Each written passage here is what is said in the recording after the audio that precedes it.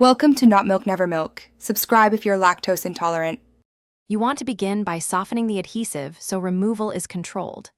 Apply isopropyl 70% to the sticker perimeter. This breaks down oils and reduces tack.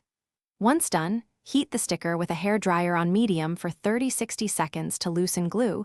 Keep the nozzle 2-3 inches away to avoid paint damage.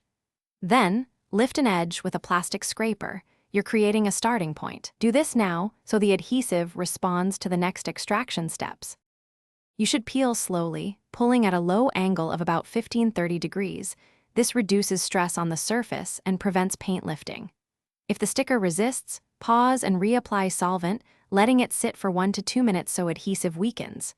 Use the plastic scraper to assist while you peel. Follow with circular microfiber rubbing to emulsify remaining glue. At every step, check the surface. If you see paint come up, stop and add more solvent instead of forcing the peel. You finish by thoroughly wiping the area with solvent to remove all adhesive, then rinse with mild soapy water and dry with a clean cloth to restore the finish. If small glue spots remain, repeat solvent application rather than scrubbing hard. That dissolves residue without abrasion. Troubleshooting.